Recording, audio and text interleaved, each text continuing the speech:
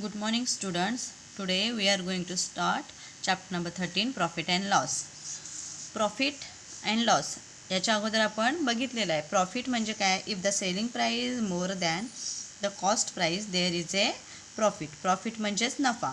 Loss म्हणजे तोटा. If the selling price is less than the cost price there is a loss. आपण formula बघितलेला आहे. Profit is equal to selling price minus cost price and loss is equal to cost price minus selling price. मग आपण ह्याला short forms दिलेले आहेत, C P आणि S P. C P म्हणजे कॉस्ट प्राइस, खरेदी किंमत, and selling price S P म्हणजेच काय? विक्री किंमत. खरेदीपेक्षा लॉस म्हणजेच काय? खरेदी किंमत मायनस विक्री किंमत. अँड प्रॉफिट नफा म्हणजेच काय? सेलिंग प्राइस विक्री किंमत मायनस कॉस्ट प्राइस खरेदी किंमत. याच्यावरून आता आपण प्रॅक्टिस सेट 31 मधील प्रॉब्लेम्स बघूया.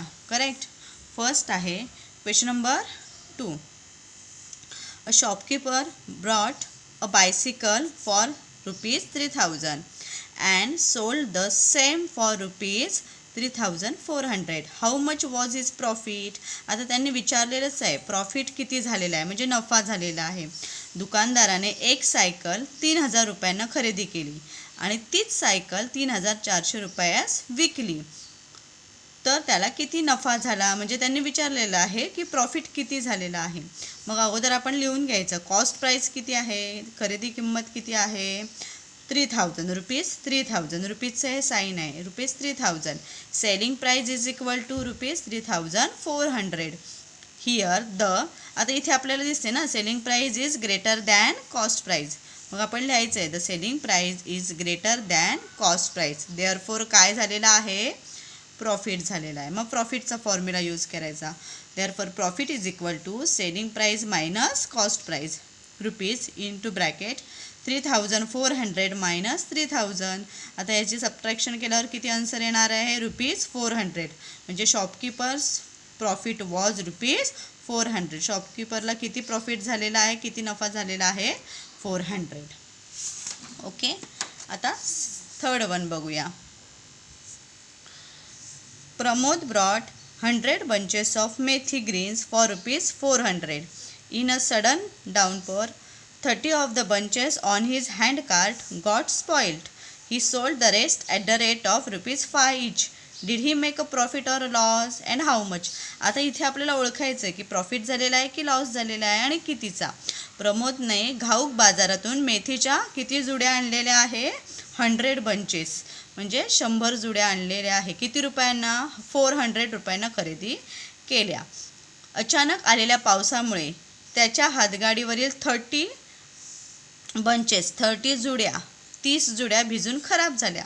उरलेल्या जुड्या त्याने किती रुपयांना विकल्या? ₹5 ईच, म्हणजे 5 रुपयांना एक याप्रमाणे विकलेल्या आहेत. तर त्याला किती नफा झाला किंवा तोटा झाला, तर किती, म्हणजे त्याला नफा झाला की तोटा झाला आणि किती झाला हे आपल्याला ओळखायचं आहे, आपल्याला फाइंड आउट करायचं आहे. The cost price of 100 bunches of methi green is ₹400. म्हणजे काय? 100 जुड्या घेतलेल्या आहेत. किती रुपयाला?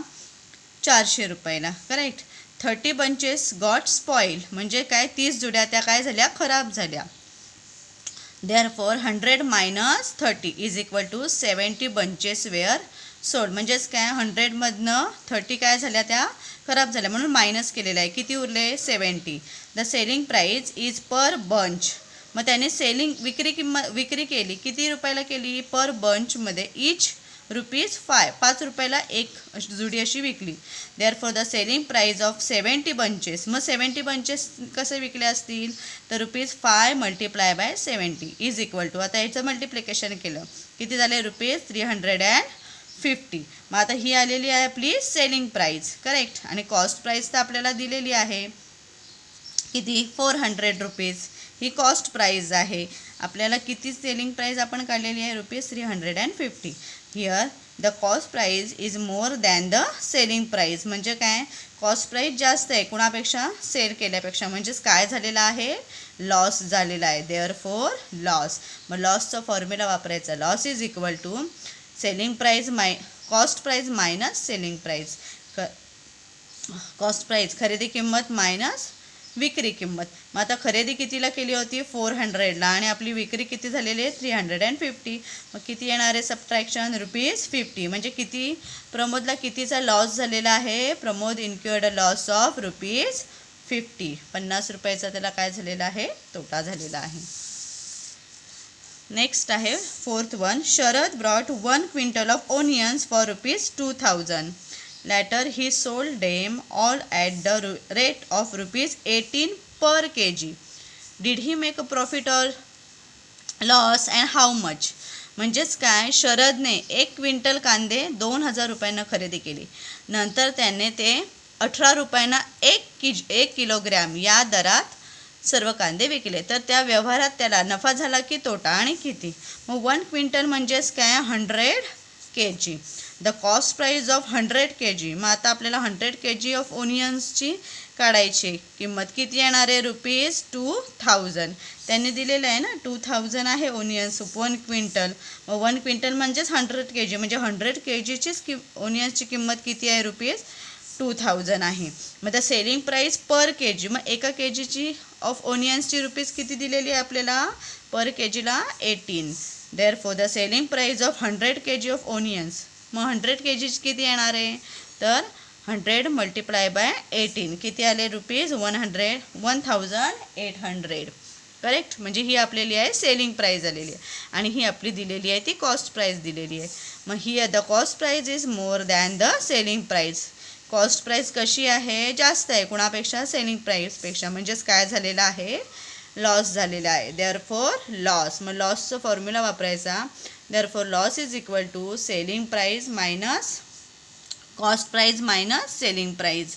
लॉस म्हणजेच काय तोटा झालेला आहे. तोटाचं सूत्र काय आहे खरेदी किंमत मायनस विक्री किंमत. Cost price minus selling price is equal to rupees into bracket 2000 minus 1800. याचं सबट्रॅक्शन किती आलेलं आहे is equal to ₹200. Sharad incurred a loss of ₹200. म्हणजे शरदला कितीचा लॉस झालेला आहे 200चा. ओके. तर हे तुम्ही प्रॉब्लेम्स 3 आहेत ते तुम्ही तुमच्या मॅथ्स नोटबुकमध्ये सॉल्व करायचे आहेत. ओके.